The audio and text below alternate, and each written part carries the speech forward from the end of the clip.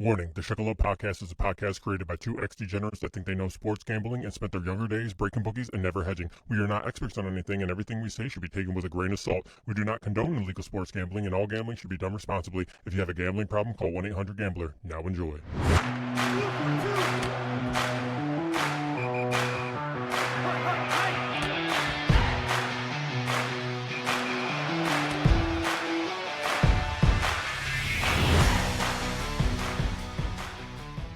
Hello, everyone, and welcome to the Shekel Up Podcast, where we try to help you navigate the eternal abyss of the always stressful, mostly toxic, but very entertaining world of sports and sports gambling. I'm one of the hosts for this evening, Anthony. K-Mac back here for another one. Let's go, man. Playoffs, a lot to talk about. Let's get into it. Leonard Keister back here, another week in sports. Got some Game 7s to discuss. Lots of basketball and hockey playoffs going on. Lots of interesting times going on in those sports, obviously, as it is getting down to the wire in both of those. In both of them, conference finals, right? Conference finals in basketball and definitely conference finals in hockey. So, yep, we're down to that now. Yes, sir. But, you know, have you guys ever been in such a hurry to get to something that all logic kind of disappears from your brain and your common sense? Like my man Scotty. I don't know. Scotty must not know. Scotty doesn't know that it's not that big of a deal to get to your tea time. He must be British because he was in such a hurry for his tea time. No. Come on. No. You dragging popos. You're wrong about that, though. You're wrong. It was 5 a.m. A crash had just happened. He was trying to get into the course. A police officer tripped out and had a power trip. And next thing you know, Scotty's like thinking he's being directed, and the cop wants to grab a hold of the car, and well, he found out the hard way. Scotty doesn't know the traffic signs by the popo man. Anyway, my man was in such a hurry to shoot a 66. He shot a 66 and then did absolutely nothing on Saturday and doesn't even make the championship. So, you know. I said it caught up to him because he started out pretty well. The morning after, when he got out, he played pretty well. And then after that, he kind of trailed off. And I said, yeah, the jail time must have caught up to him. Yeah, no. Yeah, we'll see. I mean, he was. I think they detained him, and then all of a sudden he was out right before tea. He still made his tea time. So, people were complaining about that. Like, no regular person would be able to be out of jail in time to make anything like that. Like, they would miss it for sure. But because it was him, he was quickly put through the process.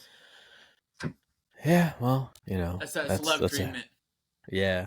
Well, you know who was put through the process in a couple of Game 7s over the last week?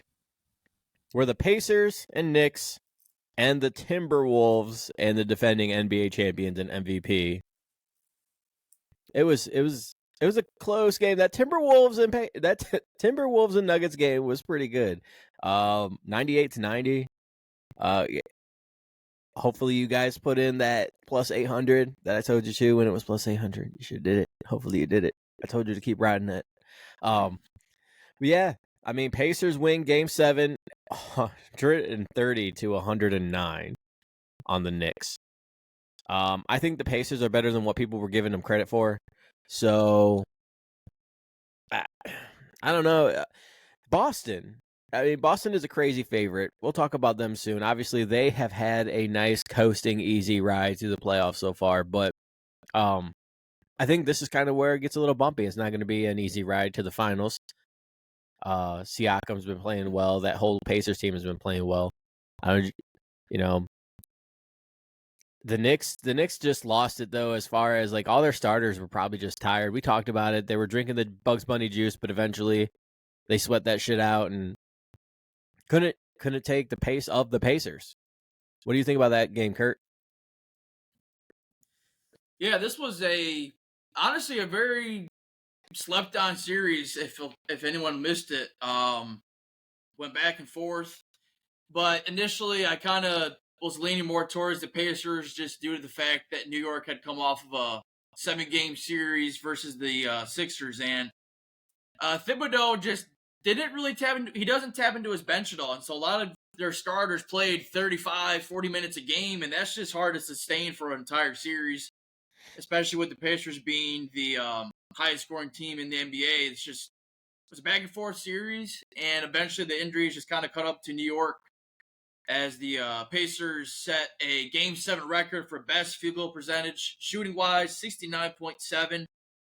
Siakam averaged about 22 points a game. Halliburton set a team record with 29 threes made in a series, and Pacers kind of got slept down a little bit, and this was a good series to watch. I would have liked to see what would have happened had New York stayed healthy, but, at this time of year, it's a little bit of everything with luck, skill, and experience all combined. You got to stay healthy, and that's kind of what we find out with that's what we found out with these Eastern playoffs. So definitely a good series, though. Hunter, anything for that game, or do we move on to your Oklahoma City Thunder? No, I'll talk about that game quickly. I mean, Kirk kind of hit the nail on the head in what I was going to say. The New York Knicks, they held in there. They had a good series. Brunson played pretty well with the supporting cast, but all those injuries just ate them up at the end. And ultimately, I think the Pacers were good, but I really think the Knicks might have got them in Game 7 if they stay healthy. But like you said, it's about skill, it's about luck, and it's about staying healthy. So that's what the Pacers were able to do, and they get a decisive win. But now, like we kind of said, or at least I said, I think that this next series with Boston will go 5 games, 6 games max, but Boston should handle the Pacers pretty easily, I think. I don't know. The Pacers got some nice length, in my opinion. I mean, they got some decent length. They're not as long as the Timberwolves, but yeah, we'll find out. So the game 6, the game 6, 117 to 116. Mavs take it from the Oklahoma City Thunder. And it's just the star power. As like I said, we kind of talked about it a little bit. Who can kind of keep up with Luka and Kyrie when Luka and Kyrie go off on the Thunder? And they ended up going off just enough. I mean, they obviously they went blow for blow in a lot of the games, and they were a lot of close games, but it's just that one little bit of an edge that they get, It's that one little bit. There's no star power on the Oklahoma City Thunder. Not like Luka and Kyrie. Not like Luka and Kyrie. Yet, Those are some. They're not dogs like. matched them game for game. Luka SGA matched them game for game. That's one. Not 2. You said we have no stars. That's a star. I said not like the Mavs do. And you don't have the stars like the Mavs do. Kyrie and Luka, man. And you don't have that tag team. And they didn't. They beat them in a game 6. Favored in a series, they didn't. Favored in a series, they did not. They were second. They were second to win the Western Conference, and they lost. I'm just saying. We'll be back. I'm just saying. I said that was a team you didn't want to see. It's all right. You'll be back. So were the Sixers, and they'll lose in round 2 like they normally do. So what happened that game, Hunter? I mean, what happened this series? So, I mean, the series, I don't know. It was a good one. I think, like you said, the Thunder were a little bit outmatched, but I think that they showed that these young guys that they drafted and this younger team can really go blow for blow with these teams with superstars like the Mavs. And Game 6 was a perfect example of that. The Thunder, they rallied back. I'm pretty sure they were down in this game, like 10 points, I remember. Mm-hmm. That could have been a different game, but I don't know. I just think that the young guys that just came together and they gelled really well. I think it's disappointing as a 1 seed to already go out in round number 2. But like you said, it was just a really bad draw for the Thunder to get a weakened Pelicans team and then having to go against the Mavs with Luka and Kyrie. A rough draw for the second round, but no excuses. I think the Thunder they'll get older, they'll get develop more, and I think that hopefully they'll add another piece or two to that team, and I think that they can really be a competitive team in the West. But for right now, with the competitive game, came down to the very end. A foul call pretty much won it, as sent the Mavs to the line, and that won it for him. So OKC goes home, and we'll see what happens. What about you, Kurt? What did you see in that series, man? Yeah, I originally had OKC winning this series in 7 games. This was a very winnable series for OKC as they played really well defensively against those two, with Kyrie and Luka only holding them to 37 points, which is below their average for the season. And in Game 5, OKC shot an all-time worst 10 of 40 from three-point range, and that'll do it to you. 10 from 40, 33s missed is dreadful. And in Game 6, the final closeout game, OKC blew a 16-point halftime lead. You have to close that out. You have to find a way to close that out. And they got outscored 69-52 in the second half. And kind of what Hunter said, SGA had unfortunately fouled in the corner there at the end. You know, I think you let him take that shot in the corner. If you foul, don't foul. Just don't foul. If he makes it, you know, kudos to him. But this was a very winnable series for OKC. But they're not going anywhere. This is obviously a really young team. Chet Holmgren was basically a rookie. I thought he could have played better at times. I feel like he could have gotten more boards. But you know, Shea Gilgeous-Alexander, 35 for his last game, just an easy 30 every game, guaranteed consistently. Just kind of like what we mentioned when we previewed this series, who was going to step up for OKC and help score. And, you know, that's what cost them in the end. And Dallas moves on. Luka gets to another conference finals. So, and PJ Washington also was a big player that stepped up for Dallas big time. I think I'm going to get a lot of flack for this when I say it, but Timberwolves in 5. Timberwolves in 5. That's my opinion there. This is almost the same concept of the Knicks. They've just getting beat. You know, the Knicks were just getting beat up, and they're playing, and Luka and Kyrie are doing every single thing that they can. They are not going to be able to take the manpower that the Timberwolves are going to throw at them.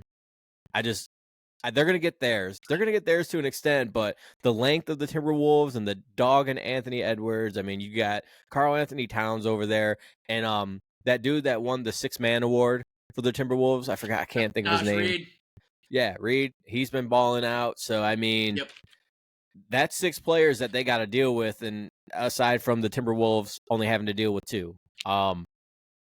So 5, I mean 6 max, but I really don't think they're going to get past 5 because the Timberwolves are the home team in this one. They don't have to go to Denver like they did before.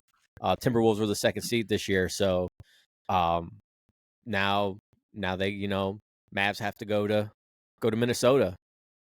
So yeah, we'll see it.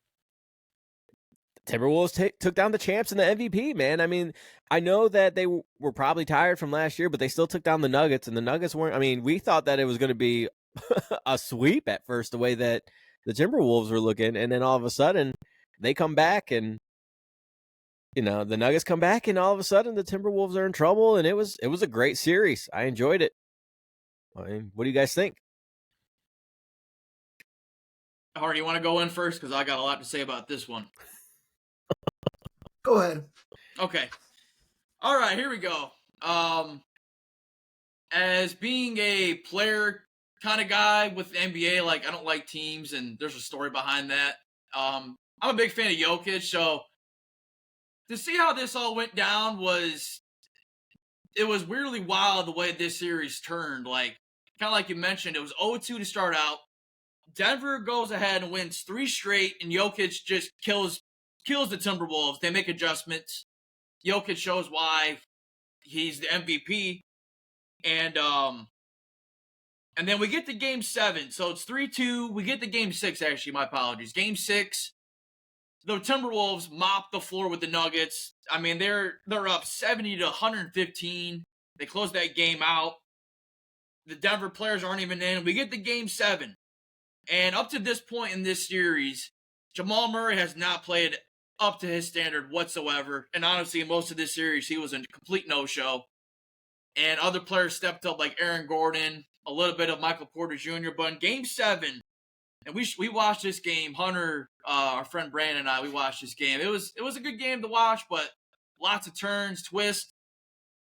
So in Game 7, Jamal Murray shows up with a big first half, 20 points. And they don't go to him really at all in the second half. And the Nuggets have a big-time lead. They're up 53-38. In the second half, the Nuggets absolutely quake. They absolutely quake. And it was unbelievable to watch because up to this point, the Timberwolves looked dead in the water. They looked dead. I mean, Anthony Edwards had a horrible game. 6 of 24 from the field. That's not going to do it. 2 from 10 from 3. I thought Jaden McDaniels played big time for the Timberwolves and keep them in there along with Cat. McDaniels shot 7 from 10 and 3 from 4 on three-pointers. But in the second half, Jokic was dreadful. 2 for 10 on threes. Michael Porter Jr., who's their third star, just a good, decent player. 1 from 6 on 3, 3 from 12. Aaron Gordon, 0 boards in the second half. The Nuggets played a great first half, but the second half, they looked like they couldn't hit a board if even they built a brick house. And that was shocking. That was hard to see. I was like, I can't believe this is happening. Like, they really were smoking the Timberwolves. And I think, if I'm not mistaken, this is the biggest blown Game 7 lead of all time. Yeah. So we got to witness history. Because when I checked in, I'm like, damn, the Timberwolves are going to lose this game. Like, I guess I'm going to have to eat my words on the podcast. But they ended up pulling it out. And even from the score, man, the box score shows it was an ugly game. Like you said, all the missed shots, 98-90. I know it's almost 100 points, but that's almost a low-scoring NBA game. I mean, the other two games go for over 100 each. Oh, absolutely. When you consider players who are in this game with Jokic, Jamal Murray, and then Anthony Edwards, Karl Anthony Towns, you would think for sure maybe 110, 108, something like that. But kind of like how the Mavs Thunder series was, these series were more low scoring, a little more defensive, kind of defensive oriented. And that just shows, Minnesota was the number 1 defense, and they did their thing, man. So good for them. They've been in the playoffs a couple of years in a row now, and they've been bounced out early. And all kudos to them. They did it. So now they will go to the conference finals where they'll meet the Mavs. Yeah, and Jokic can go back to his horses, man. Yeah, he can go play with his ponies and be happy. Just live life, bro. just absolutely. Yeah, basketball to him is just a job. It's really not a big deal to him. And you can tell he probably even the pressers, he's like, oh yeah, well, see you next season. Like, Yep. Businessman. It's time for Hunter's Hockey Hits on the Sickle Up Podcast, brought to you by Hunter Keister. All right, so before we get to all the conference stuff for NBA, I do want to talk a little bit about reaction to some hockey action. We had a few Game 6s and some Game 7s here for some NHL action. Hunter, let's bring it around. Let's get it. Let's go. We'll start off on Friday. This is game number 6. Florida-Boston kicks us off. And this game is low scoring, very defensive, very physical. Like this series has been, these two teams, division foes, they know each other well. Florida pulls out the win 2-1 in Boston to send Boston packing once again and eliminate them 4-2. Then we will move to another game 6. This is Dallas and Colorado. Another road game on the ice as Dallas is in Colorado for this one. This is another low scoring, another physical division matchup. Colorado might be in the Central. I might be mistaken on that, but they're definitely well known. They play each other a lot. And this game goes double overtime. Crazy series back and forth. And this game 6 goes to double overtime. And the Dallas Stars are able to pull it out 2-1. And this comes with a crazy story. So one of their former star players, Matt Duchene, is not re-signed by the Colorado Avalanche. And in game number 6, in double overtime, it's Matt Duchene with the goal to send Colorado out of the playoffs. And then he's skating away after he scores the goal, and he does a heartbreaker celebration. It's one of the coolest celebrations I've seen ever. Oh, Yeah, it's well, great. chip on his shoulder. Yeah, definitely. You know that was a little personal for him to be able to do that, especially in Colorado in front of all the fans. So, just a really crazy moment, and that moved us on to Saturday. That was a really two really good games of hockey there Friday. Saturday, it was game number 6. You want to add anything, Tony? No, Were you I here mean to- the game number Okay, I 6. thought I you mean were- we saw the Oilers. I watched a lot of that game. Game 7. That's the game that I watched on Saturday. I know you're probably going to talk another game, but Nice. Okay. the Oilers and the Canucks, man, were really going at it too in that game 7. So like not game 7, game 6 on Saturday, and then they ended up doing the game 7 yesterday. Correct? Absolutely, yes. Right. Yep. So game 6, Edmonton a chance to win and close out. Edmonton got to win, or they're going to get closed out by Vancouver. They're at home. Edmonton was, and they come out for this game 6, and they just dominate from start to finish. This is a 5-1 win after it's a 1-1 first period, 2 goals for Edmonton in the second, and 2 in the third.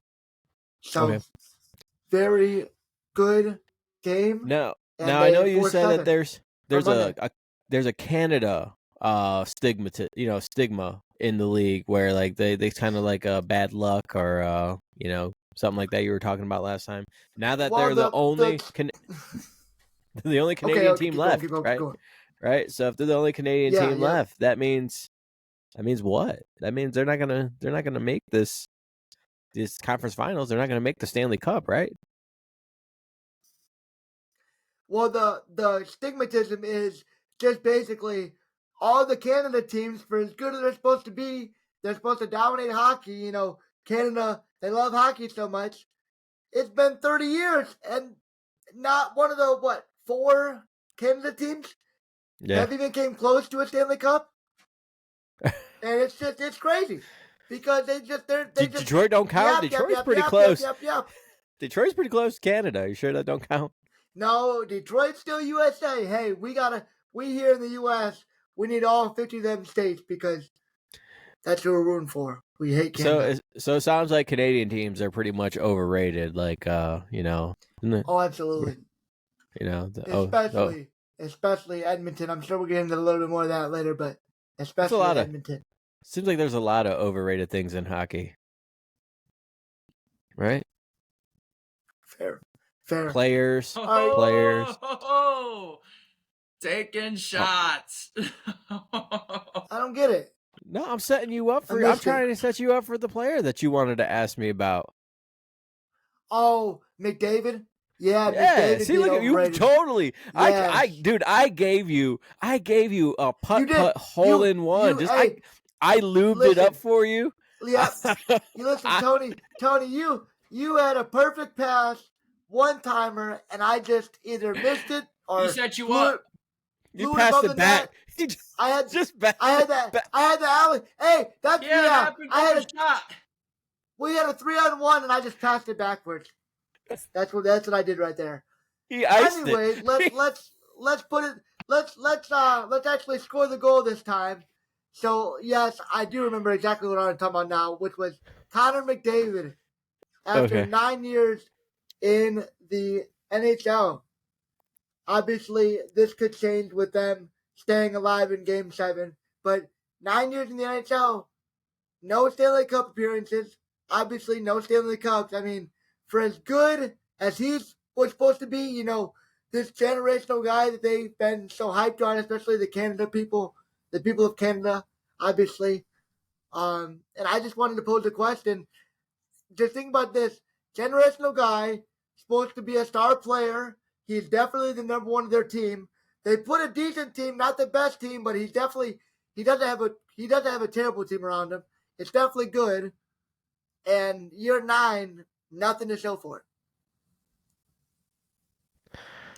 I mean, I guess like what defines and this is a great kind of segue into what we'll be talking about as soon as these playoffs end.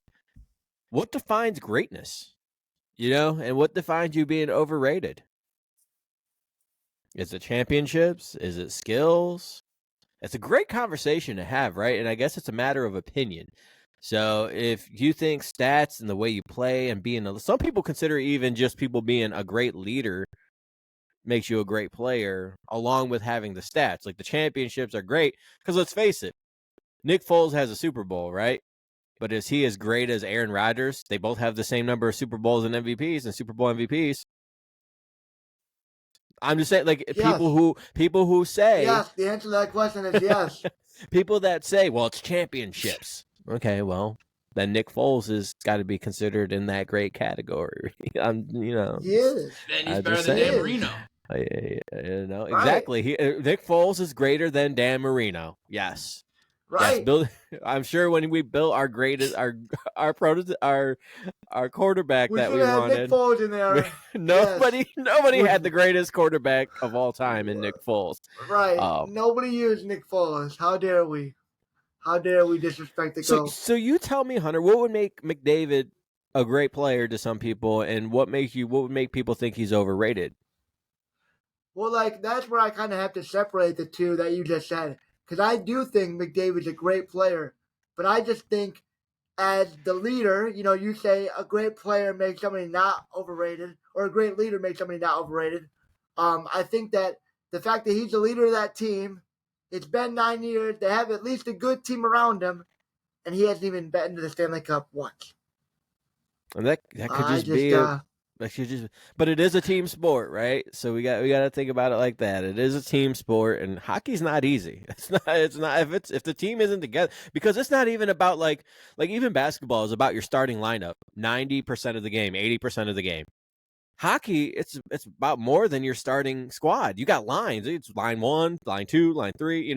It's about interchanging all those players together, and that's why it's hard for me to blame one guy and call somebody like that overrated how many people are on the ice? How many players are on the ice, Hunter? What, 6, 7? So it's 5 skaters and a goalie. Right, so 6 on the ice. So you're talking about 5 getting interchanged all the time, and you usually got about 3 lines. So you're talking about, 15 players that affect the whole entire game? That's a lot. That's more than football. That's more than basketball, obviously. So, I mean, that's kind of the route I would have to go.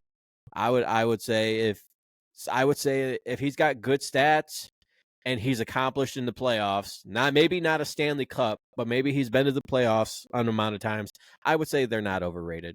I mean, because one of my favorite players is Claude Giroux, and he was on some shitty Flyer teams, but I think he's a great player. Claude Giroux. And he got drafted with Sidney Crosby, and that's who he was always compared to. Yeah. With Sidney Crosby. Right. And because we all know Sidney Crosby is a great player. And I think Giroux is up there. But because he was on some shitty Flyer teams with shitty management and shitty GM, he just never got off like that or showcased. Sabotaged. Yeah. Yep. So that's my opinion. Yeah, I was just gonna dive in. So Hunter, I'm not all familiar with hockey, as you know. So have they gotten to the playoffs and he's just quaked them away, or have they really not even gotten to like the semifinals or the championship round, and they just haven't been able to at least punch their ticket in? See, I'm not an encyclopedia like you, so I can't just research back to old playoffs. But I do. Well, all I can know. I'll say this. All I can remember is Edmonton being close, but just them just not getting there, just not having enough firepower. Really, yeah. But I will say this though, and I wanted to add this before we get away from it. So this Game 7, I don't know if Edmonton knew the surge was coming, because Edmonton was up in this game 2-0 for most of the game.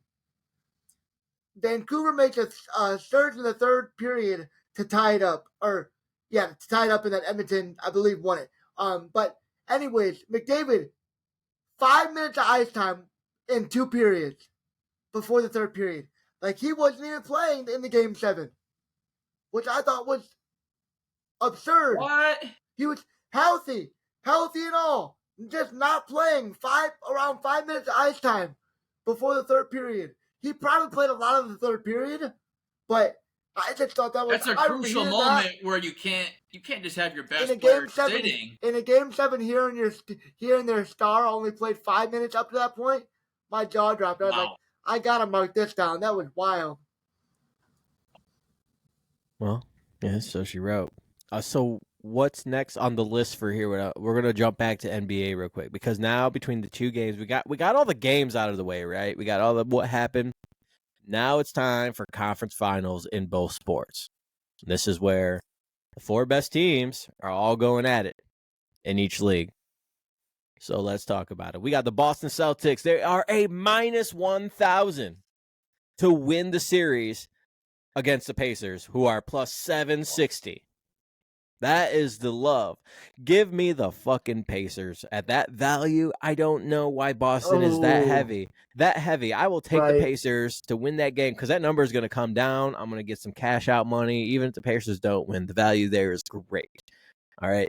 So that's for the Eastern Conference Finals. Those are the odds. Western Conference Finals. Minnesota. -168. It's a very close one because to win the series over the Mavs at plus 142.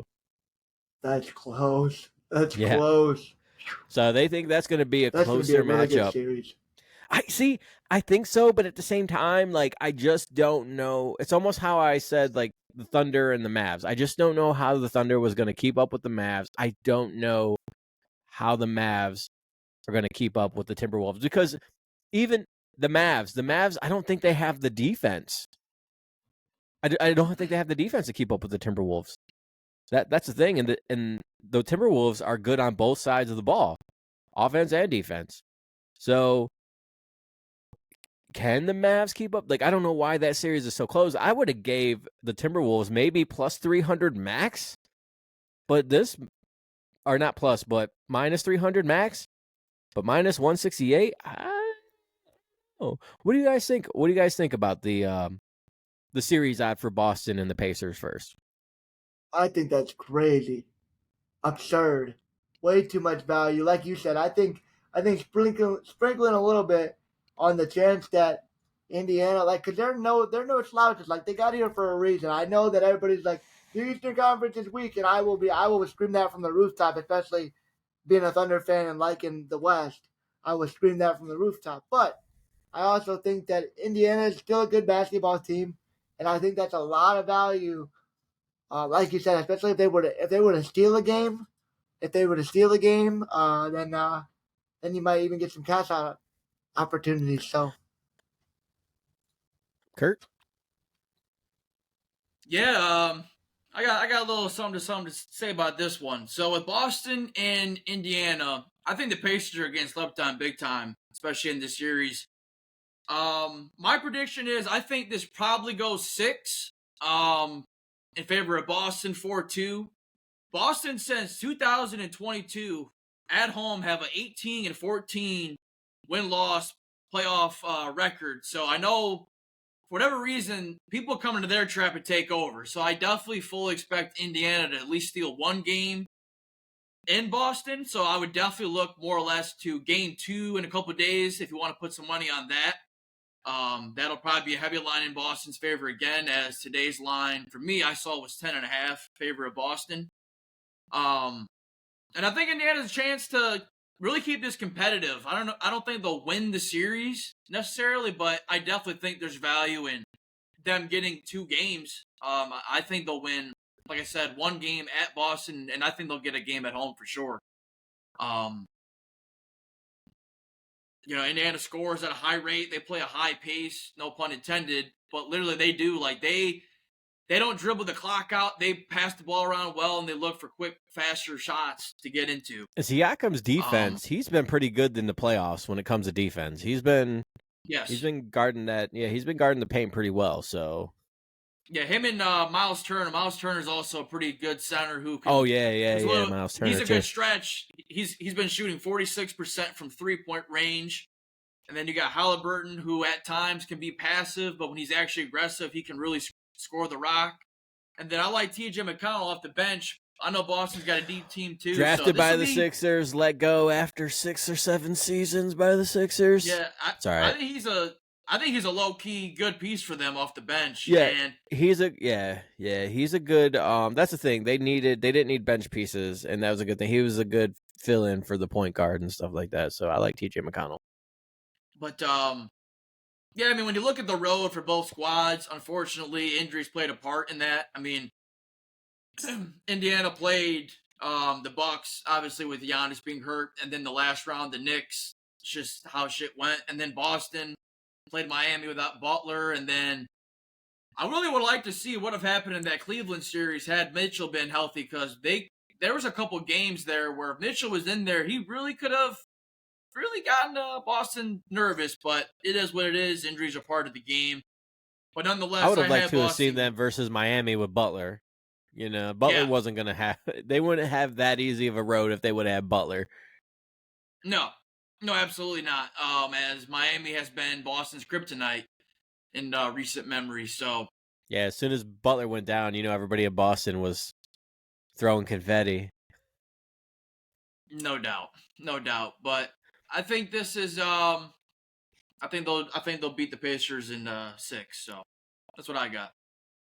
Yeah, well, game 1, I was going to tell you, in game 1, it's a 10-point line, and the Pacers are plus 360. And Boston is a minus 146. It's a close game, isn't it? Yeah. Decently close. Yeah, Unfortunately, Boston came out firing 16-0, but Indiana's really feared back their way. It looks like it's... And that's kind of been the story of Indiana, too, because they did that a lot against the Knicks. And unfortunately, it's going to be hindsight by the time folks hear this podcast. But the people on YouTube watching it, if you're watching it live, they at least can get some of these numbers now. So yeah, and the over/under for this game is 222. So that's kind of nuts. But let's move over to the other side of the country. That'll be probably really close. I bet you that'll be real close. The over/under. Yeah. Yeah. Well, let's move over to the other side of the country and this the Minnesota and Mavs. Just a quick, that's going to be game 1 Wednesday. Dallas, it's a 4-point line in favor of Minnesota.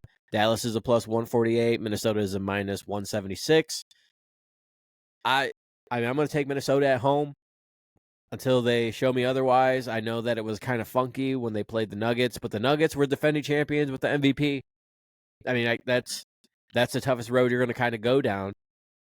And, I think Minnesota takes the first game, and you guys kind of got my opinion when it comes to the series. I just don't know if the Mavs are really going to hang with Minnesota when it comes to both sides of the ball, offense and defense. What do you guys think?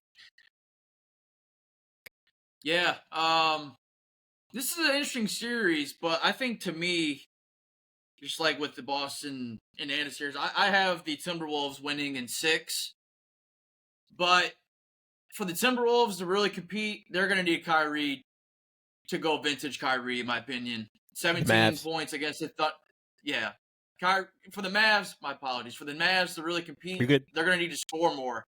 They're going to need to score more. They're going to have to score because I don't see how they're going to be able to contain the paint with Edwards being able to drive the ball, with Karl-Anthony Towns in the paint, and then Rudy Gobert isn't the best offensive threat, but he can still score in there with his height and length. But yeah, 17 points from Kyrie is not going to do it if the Mavs are going to want to be able to contend. And Ant's going to be covering him, so that'd be a good matchup to watch. And I'm sure Luka will do his thing, but when it comes to these big games, you sure they won't put him on Luka? I'm sure he'll move around, but okay. That was depending one of the on what first side players. Of the court.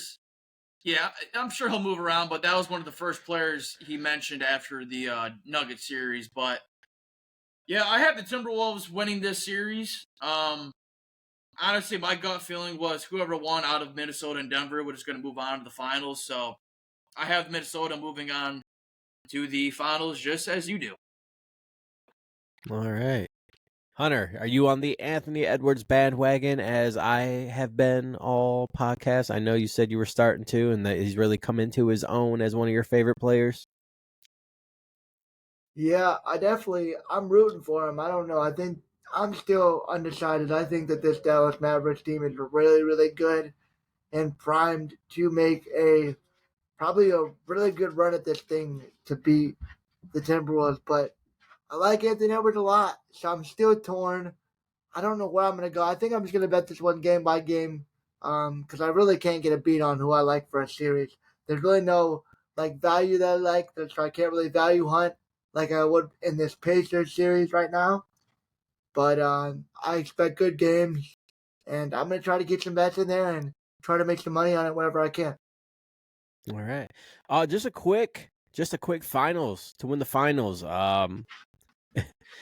It's Boston and Minnesota than everybody else. Boston is a minus 150 to win the title. Minnesota is a plus 270, and then the Mavs drop down to a plus 500. So plus 270, plus 500, and then Pacers are a plus 2,800. Damn. They don't fucking. Wow. They're not giving them any love. Nope. That's rough. Man, I feel like the Pacers they're not even injured like that, right? No. I think that's crazy. It's because they're playing Boston. Yeah. It's everybody jerking off into their napkin over Boston. Yeah, I don't understand all the love for Boston. You gotta put some money on that. Yes. You gotta put at least the money. If you guys are listening to this podcast right now, $10. if you can find, put $5 or $10 if you got it laying around. I just feel like because they would have so much momentum if they were able to beat Boston. They really don't have injuries, and they're already one step away. So it's like you put $10, and that's and they got really a chip on their shoulder. payout. I feel like they're playing with the chip on their shoulder. That's why they did what they did to the Knicks. Yeah. So, we'll see. I just don't understand all the Boston love. I understand, they have good players, but it's every year they choke. That's the way I look at it. They've had Tatum and Brown for like 7 or 8 years, and it's like they'll win one. They'll win. They choke every year. When? That's why. Yeah, they're obviously they're talented. They're good. They usually have one of the best records in the East, but every year in the playoffs they quake.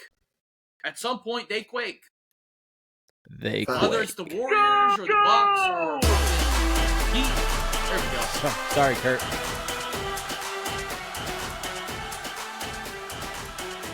All right. Go! Oh, that was funny. It was like DJing. Anyway, so y'all know what the sound is. We're going to talk some Premier League. Now, there is no parlay this week because Premier League is done. So congratulations to the fourth consecutive Premier League championship title to your Manchester City Football Club. Congratulations, Pep Guardiola. Congratulations to Erling Haaland. He won his second Golden Boot, I believe. Altogether, dude, in the last 12 years, Man City has won 6 titles. 6 titles. Since 2012. It's pretty impressive. It is. It is very impressive for a team to do that. I mean, they're basically the Patriots of football, soccer. However you guys want to call it. But it's crazy. It was a good one. Hopefully you guys put in for that because back in the day when I said the Premier League was going on, this was even during football season, they were a plus 800 to win the Premier League. So hopefully you guys took that. I took that. And won some cash. Hopefully you guys been taking the Premier Parlay. I'm going to try to replace that with baseball this summer. I got to see how the sportsbook apps operate with baseball because if we air the episodes Thursday, we record on Tuesdays, and there's a 2-day gap. So with soccer, they played on the weekends, kind of like football. So I can look ahead and see the soccer games on the weekend. Usually with baseball and basketball, they kind of just put the games with the first 24 to 36 hours ahead of today's games and tomorrow's games. They usually don't go further out. I might have to actually dive deep into the crevice of the internet and the dark corners and dig up some odds. So we'll see. But congratulations to them. I just wanted to bring it up. The Columbus Crew hit the top 5. So we actually could do that. I could actually do the Premier Parlay of the week with MLS. Problem is, it's a little harder to gauge at MLS. That's the only deal there. It's really hard to gauge because it's not the cream of the crop when it comes to soccer. But yeah, cream of the crop. It's time for conference finals and NHL, and let's talk about them because I got a couple of things here for you, Hunter. If you were interested in hearing them, yeah. the Florida Panthers are a -150 over the New York Rangers at a +130 to win the series. What? And- Hold on.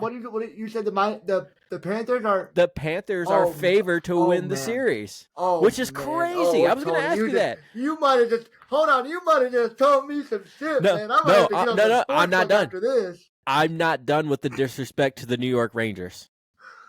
Oh man, The New York Plus Rangers. money to win the series. Listen, the New York Rangers are 4th, which is last out of the teams left to win the Stanley Cup at a +400. That is what?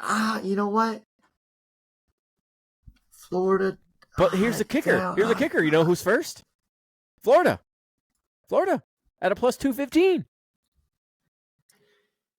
I think it should be Edmonton, especially with their history of choke jobs and just chokeness that they've done through the years. The disrespect is awful because the Oilers are a +280. They're not even in the 300s. They go from +80 in 3rd place, and then they drops to the New York Rangers in 4th. Do you got a series price for the other one, Oilers and Stars?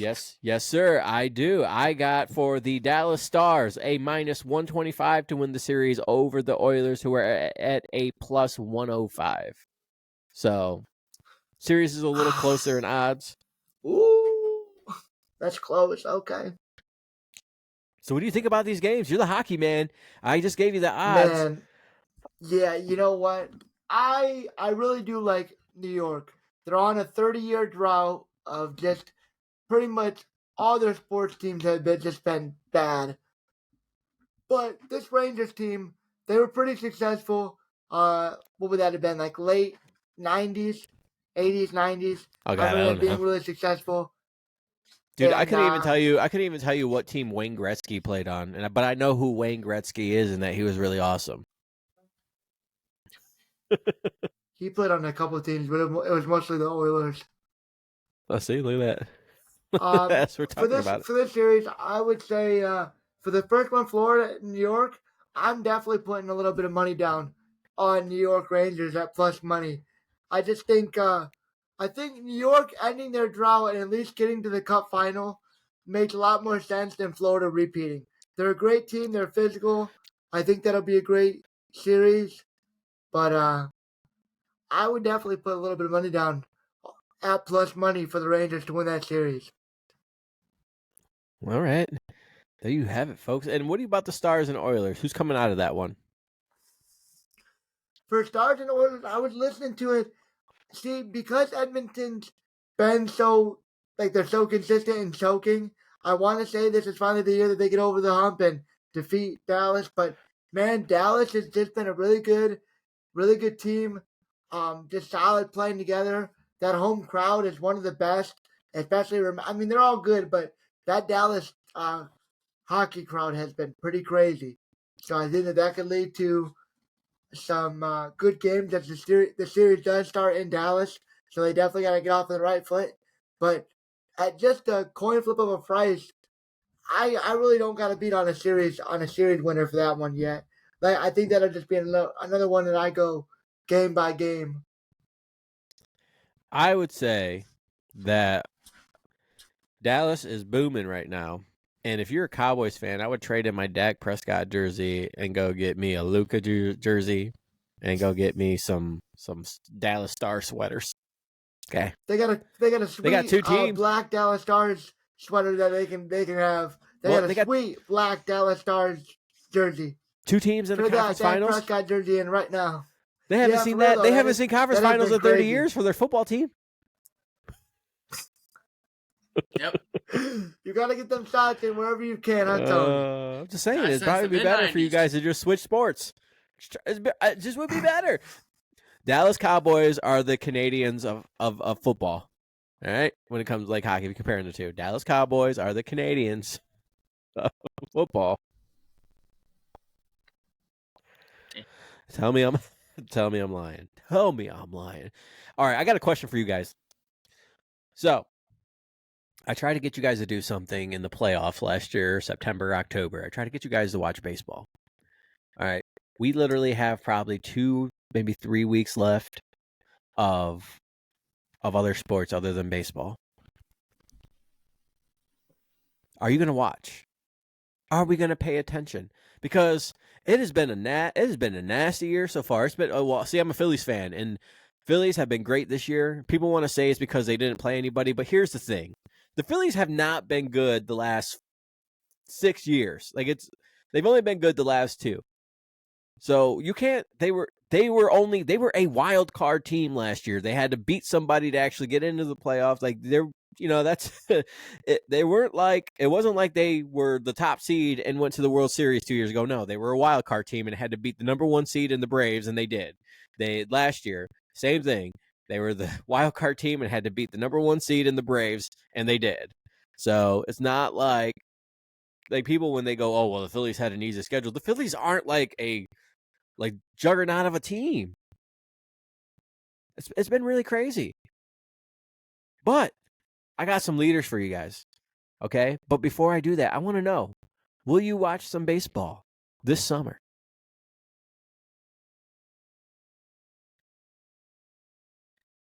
Why can't we watch baseball? What do you mean, why can't you? Us three are like, I will watch baseball. I do. I was drinking bourbon and peach tea sitting on my deck the other day of the weekend listening to the games. I do watch and listen to baseball. It's you two that were like, baseball. Ooh, gross. What's baseball? I think that's the only way. Well, not the only way, but I think that would be a better way to get into something is like to watch it with people and just sip a little something maybe. Not opposed to it, but like I would have I have a hard time like sitting down. Like if it was a baseball game on right now, I'd have a hard time sitting down and watching it for the next 3 hours. That's what I'm saying. What's fun to watch in baseball, and I said it too, that baseball's gotten better since they implemented the pitch clock, is the pitching. Like pitching is the most exciting thing, like to watch when it's really good pitching. Like when you watch a guy who's on it and how he just fakes out the batter, because that's what they're trying to do. They're trying to get the batter to swing, right? So it's like throwing feints, people are like, wow, why is he throwing so many balls? Does he not know how to pitch? No, that's the point. He's making it look like a strike, and then his slides, it cuts down out of the strike zone and fakes out the batter. Like, so just cool stuff like that. And you know what, Kurt? So I got tickets. We got tickets to a Phillies game. We're going to Detroit in July to watch the Phillies play. Dude, check this out. Detroit is so bad. I bought those tickets for $7 a piece.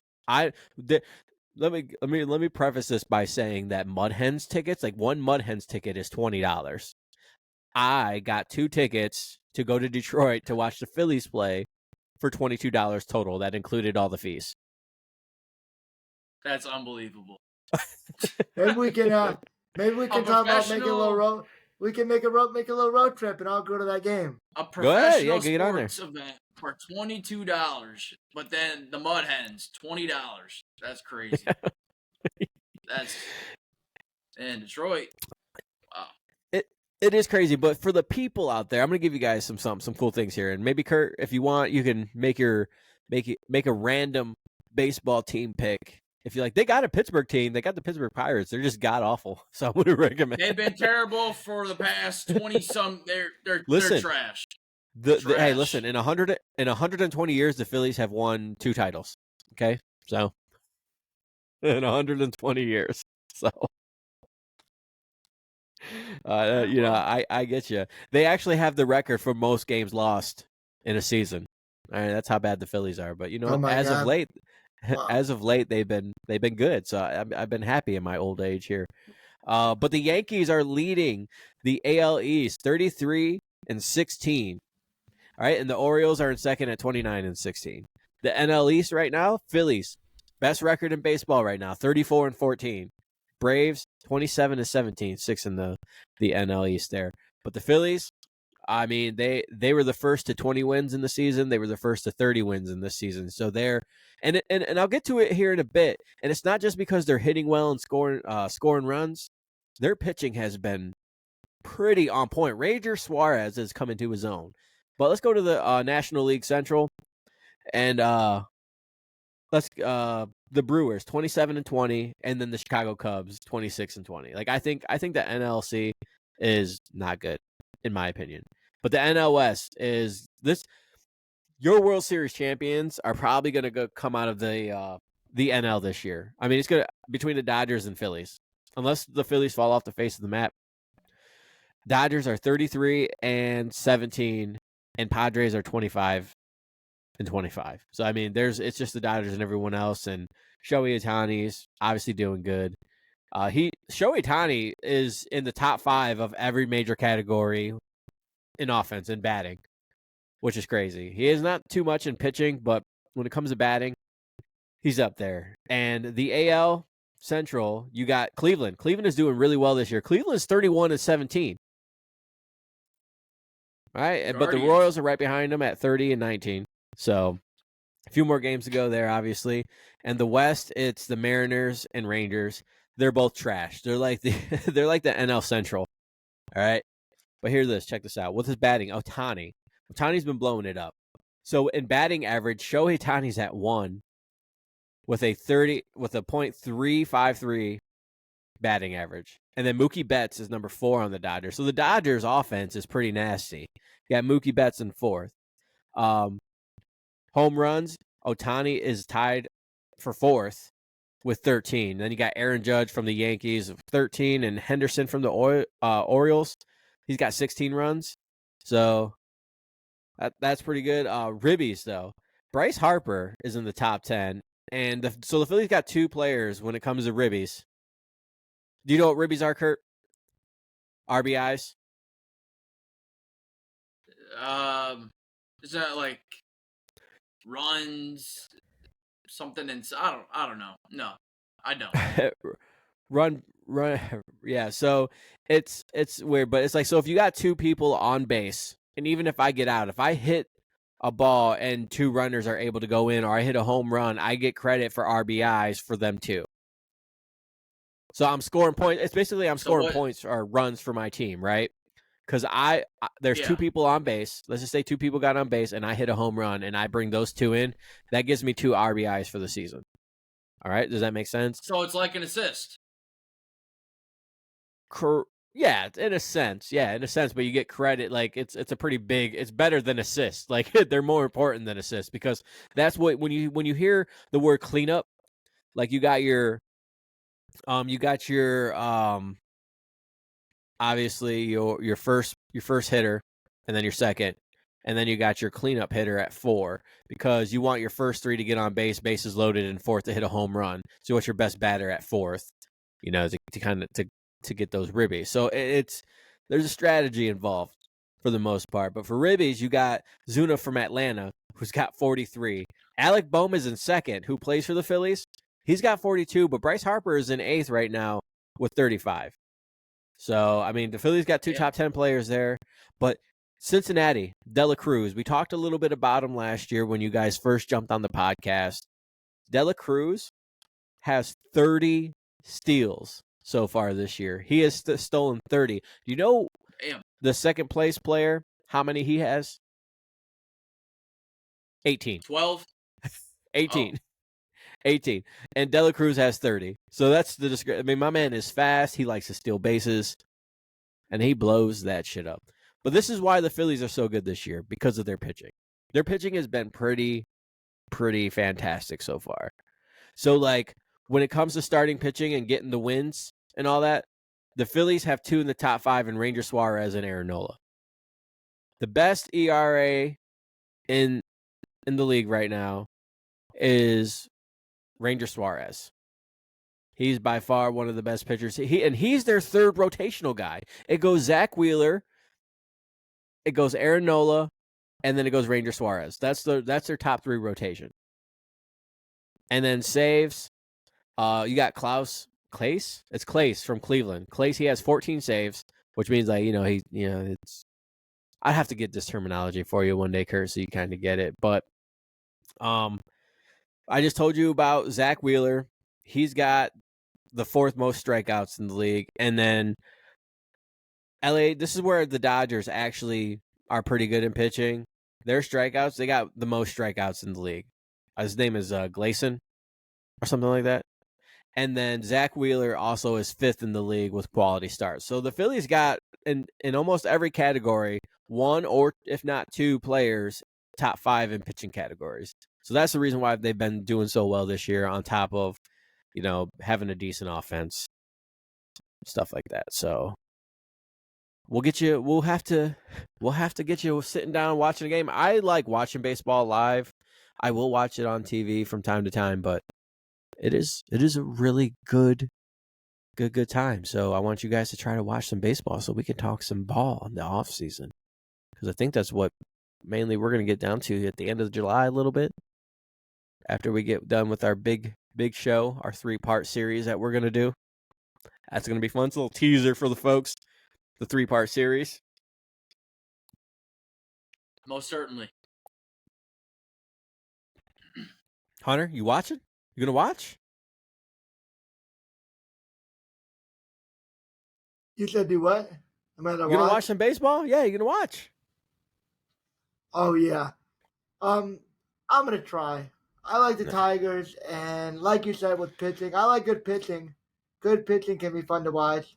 I did agree with Kurt to an extent about the lengthiness of the game, did not want to wait for 3 hours to watch a single baseball game.